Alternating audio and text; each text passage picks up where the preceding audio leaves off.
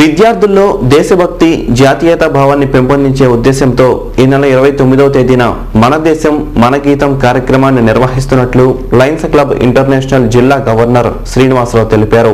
జాతీయ గీతం రాజ్యాంగ ఆమోదం పొంది 6 దశాబ్దాలు దాటిన సందర్భాన్ని పురస్కరించుకుని జాతీయ గీతాన్ని 1,00,000 మంది విద్యార్థులతో 6 సార్లు ఆలపింప చేయాలని నిర్ణయించామన్నారు. గవర్నర్పేటలోని లయన్స్ క్లబ్ కార్యాలయంలో ఏర్పాటు చేసిన విలేకరుల సమావేశంలో క్లబ్ జిల్లా గవర్నర్ కంకనాల శ్రీనివాసరావు మాట్లాడుతూ స్వచ్ఛంద సేవా సంస్థగా లయన్స్ పక్షాన అనేక సేవా కార్యక్రమాలను నిర్వహిస్తున్నామని అన్నారు. కార్నియా సేకరణ ద్వారా 180 మందికి చూపి ఇచ్చామని అన్నారు. విద్యార్థుల్లో దేశభక్తి జాతీయ భావాన్ని పెంపొందించే ఉద్దేశంతో ఈ నెల 29వ తేదీన జిల్లా వ్యాప్తంగా 320 పాఠశాలల్లో 1,00,000 మంది విద్యార్థులతో సాయంత్రం 4 గంటలకు జాతీయ గీతాలాపన 6 సార్లు ఆలపింపచేస్తున్నామని అన్నారు. మన దేశం మన గీతం అన్న నినాదంతో జనగణ మనను ఆలపింపచేసి గిన్నీస్ రికార్డు నెలకొల్పదలిచామని శ్రీనివాస్ వివరించారు.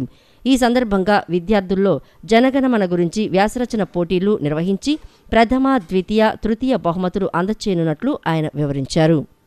320 స్కూల్స్ కానివ్వండి, కాలేజెస్ కానివ్వండి ఐడెంటిఫై చేసి అందరితోటి మరి 28వ తారీఖున ఆ స్కూల్స్లో ఈ జాతీయ గీతం మన దేశం మన గీతం మీద ఎస్ఏ రైటింగ్ కాంపిటీషన్స్ పెట్టి 29న వారి ప్రైజ్ డిస్ట్రిబ్యూట్ చేయటం, మరి తర్వాత 29వ తారీఖున ఒకే సమయంలో 4ంటికి జిల్లా వ్యాప్తంగా కూడా ఉన్న స్కూల్స్ అన్నింటిలో మా లయన్స్ క్లబ్స్ మిత్రులందరూ కూడా మరి అక్కడికి వెళ్ళి అందరితో ఒకేసారి జాతీయ గీతాన్ని ఆలపించాలనే భావంతో మరి ఈ కార్యక్రమాన్ని చేపట్టడం జరిగింది. ముఖ్యంగా మరి దీంట్లో ఒకేసారి 1,50,000 మంది పైగా పిల్లలు పాల్గొనేటట్లుగా మరి మేము కార్యక్రమంలో ఏర్పాట్లు చేస్తూ ఉన్నాం. ఎక్కడికక్కడ ఏ స్కూల్స్లో ఆ స్కూల్స్లోనే మరి ఈ కార్యక్రమం చేపట్టడం జరుగుతుంది. విలేకరుల సమావేశంలో క్లబ్ జిల్లా కోఆర్డినేటర్ నరేంద్ర కుమార్ కూడా పాల్గొన్నారు.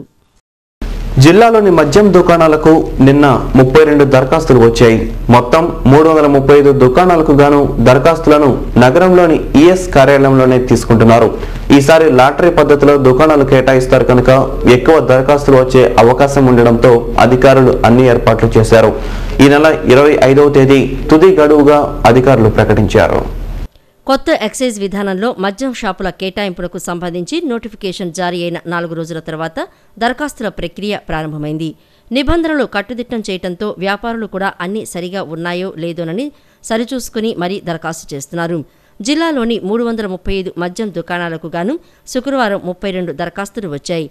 విజయవాడ డివిజన్లోని విస్సన్నపేట స్టేషన్ పరిధిలో 8, మైలవరం పరిధిలో 13, తిరువూరు పరిధిలో 4, నూజివీడు పరిధిలో 4 దరఖాస్తులు వచ్చాయి.